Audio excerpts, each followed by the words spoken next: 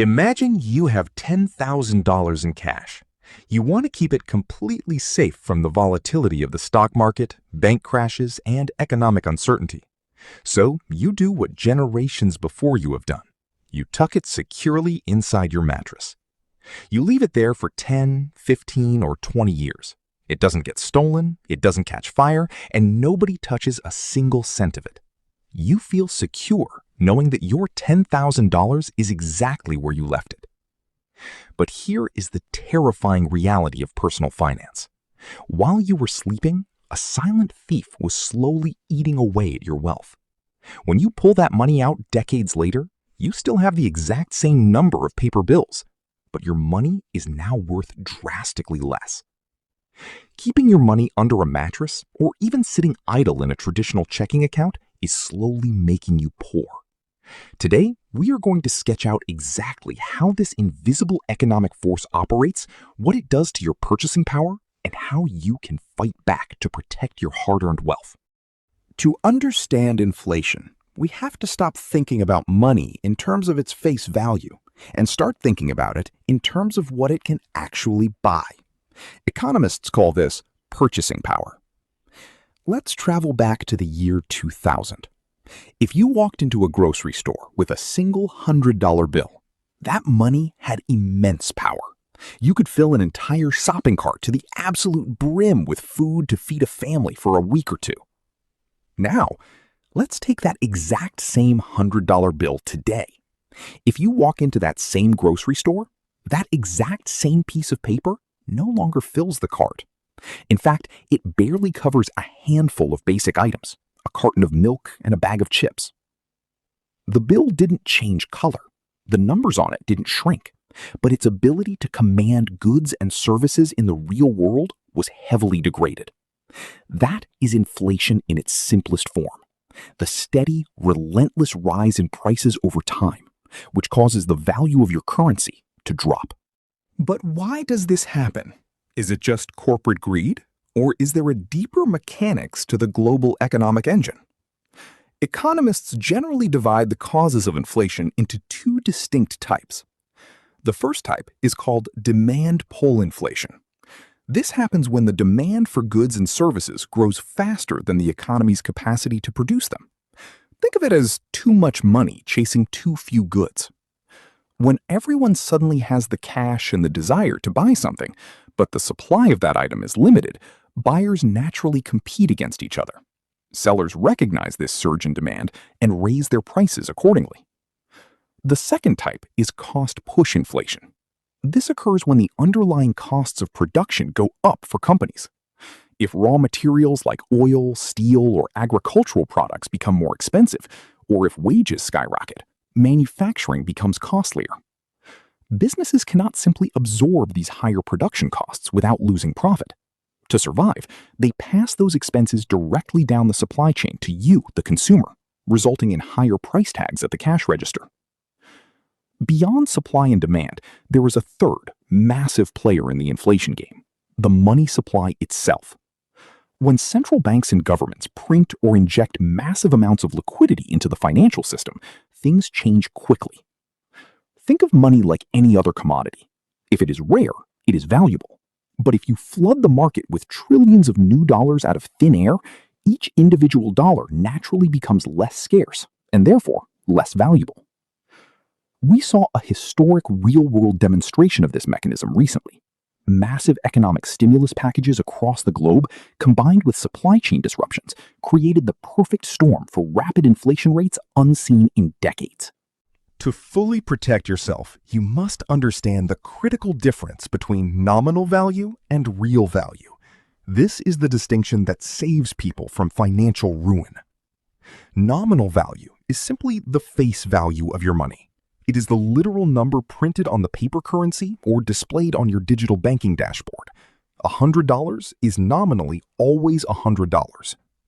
Real value, however, adjusts that face value for inflation. It tells you exactly how much economic utility that money actually holds. If your income stays the same, but inflation rises by 5%, your nominal wealth is unchanged, but your real wealth has dropped. This is why getting a 3% annual raise at your job can actually mean you are taking a pay cut. If the cost of living rose by 5% that same year, your purchasing power decreased by 2%, despite your higher nominal salary. Inflation does not treat everyone equally.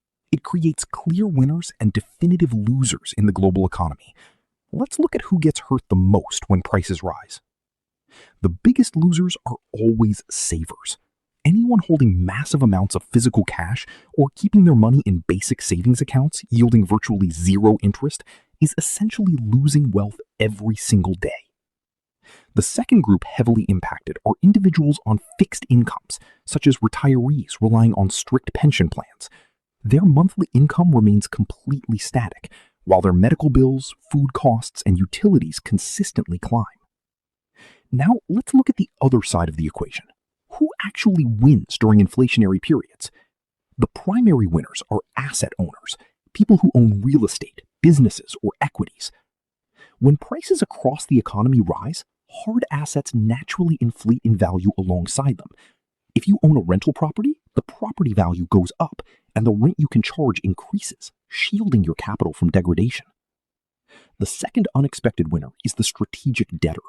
If you hold fixed-rate long-term debt, like a 30-year mortgage, inflation actually works in your favor. You are paying back your loan with money that is worth less than when you originally borrowed it. When inflation gets completely out of control, it transforms into an economic nightmare known as hyperinflation. Historically, this occurs when a government completely collapses its currency supply by printing money unconditionally. During hyperinflation, prices change not by the year or month, but by the hour. Money becomes so worthless that people treat it like wallpaper or fuel for fires, and the entire barter and trade system of society completely breaks down. Because hyperinflation is so dangerous, central banks like the Federal Reserve deliberately try to manage a steady, predictable baseline. Their universal target is typically a modest 2% annual inflation rate. To control this, they use a powerful lever: interest rates. When inflation runs too hot, central banks raise interest rates. This makes borrowing money expensive for businesses and consumers, cooling down economic spending and stabilizing prices. Now that you fully understand the mechanics of the system, we have to address your personal financial strategy. Leaving your capital sitting idle under a mattress or in a checking account is an absolute guarantee of wealth destruction. To beat the inflation monster, your money must grow at a rate that either matches or exceeds the annual rate of inflation. You need an offensive asset allocation strategy. Let's build your 3 primary defensive pillars. Pillar number 1 is for your short-term cash and emergency funds. Move your capital completely out of traditional banks offering 0.01% interest and place it into a high-yield savings account or money market fund yielding 4 to 5%. Pillar number 2 is long-term wealth building via equities. Historically, broad market index funds track the growth of the top corporations, which have the unique pricing power to raise their product costs and pass profits directly back to shareholders. Pillar number 3 is physical real estate or commodities. Hard assets possess intrinsic value that cannot be printed away by a central government, acting as a historical store of value during turbulent monetary regimes. Let's look at a structural comparison of how these two distinct approaches play out over a 10-year horizon, so you can see the profound mathematical difference. Under the old passive method of keeping cash stored in a low-interest checking account during a period of sustained 4% inflation, your $10,000 retains its face value but drops to roughly $6,700 in actual purchasing power. Under the proactive method, where that same $10,000 is deployed into a diversified investment strategy, earning an average 7% return, your capital actively outpaces inflation, growing to nearly $20,000 nominal dollars. Even after accounting for the rising cost of living, your real purchasing power has expanded. You didn't just preserve your wealth, you actively compounded your freedom. If you want to insulate your net worth from inflation starting tonight, you need to execute 3 simple steps immediately. Do not wait for the macroeconomic landscape to change. Step 1. Audit your current liquid cash reserves. Figure out exactly how much money you have sitting in checking accounts, physical locations, or low-yield options. Keep only 3 to 6 months of living expenses there for immediate safety. Step 2. Take that baseline emergency fund and move it immediately into a verified high-yield savings account. This guarantees your safety net is working to offset inflation daily without taking on market risk. Step 3. Take any capital beyond your emergency fund and establish a consistent automated investment pipeline into diversified index funds, real estate, or inflation-protected assets. Inflation is a mandatory rule of the modern economic game. You cannot opt out of it and you cannot vote it away.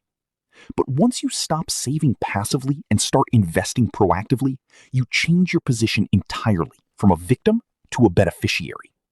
Your money belongs in the market building your future, not rotting under your mattress.